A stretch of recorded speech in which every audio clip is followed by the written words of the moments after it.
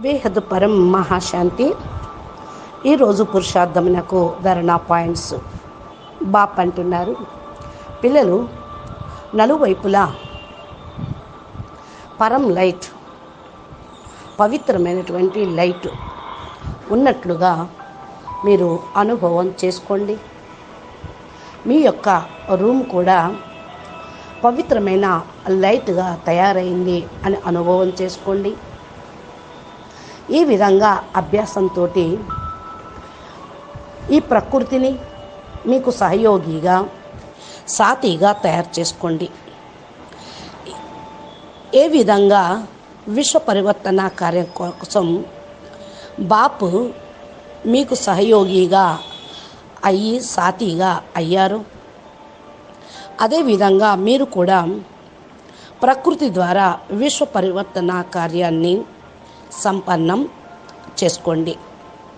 పిల్లలు పరివర్తన అయ్యేదే ఉంది, జరిగిపోతుంది. మీరు నిశ్చింతగా ఉండండి. బాపు పిల్లల యొక్క పరివర్తన కోసం తయారీగా ఉన్నారు. బాపు అన్నిటినీ సంభాళిస్తూ ఉన్నారు. ఎందుకంటే బాధ్యత బాపుదే కదా, మీది కాదు. మీరు కేవలం నిమిత్త మాత్రం. కనుక బాపుకు తోడుగా ఉండి, బాపును తోడుగా ఉంచుకొని మీరు నిశ్చింతగా ఉండి మీ కార్యక్రమం మీరు చేయండి. బాపు ప్రతి ఒక్క విషయంలోనూ నిశ్చింతగా ఉన్నారు. మీరు కూడా బాపు సమానంగా కండి.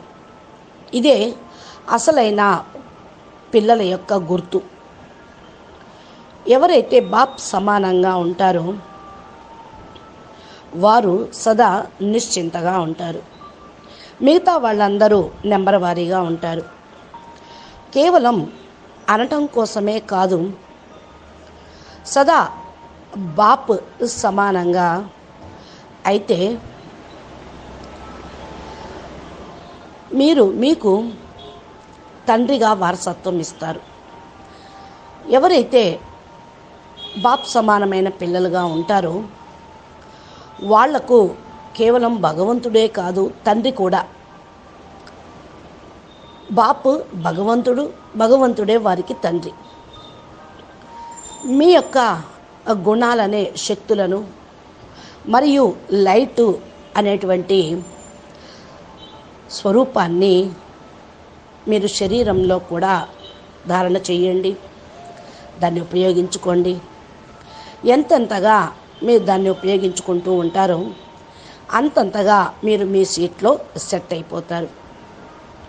ఎంతగా మీరు మీ సీట్లో సెట్ అయిపోతారో అంతగా త్వరగా పరివర్తన కార్యం ప్రారంభమవుతుంది. సహజంగానే బాప్ సమానంగా అయ్యి విశ్వ పరివర్తన కార్యక్రమాన్ని సంపన్నం చేయండి. పిల్లలు ఇప్పుడు లేనిదే మరెప్పుడు లేదు. మీరు బాపు యొక్క హృదయ సింహాసన అధికారి పిల్లలు. ఆశా జ్యోతులు, నయన రత్నాలు, మస్తక మణులు, బాప్ సమానమైనటువంటి పిల్లల పైన బాపు కూడా చాలా గర్వంగా ఉంటుంది. ఎందుకంటే నిశ్చయం పెట్టుకున్నారు కనుక. నిశ్చయ బుద్ధి విజయంతి. అచ్చా, పరం శాంతి. నమస్తే, ధన్యవాదాలు. బేహద్కే బేహద్ పరం పరం పరం. మహాశాంతి హై, మహాశాంతి హై, మహాశాంతి హై. నమస్తే. బేహద్ పరం మహాశాంతి.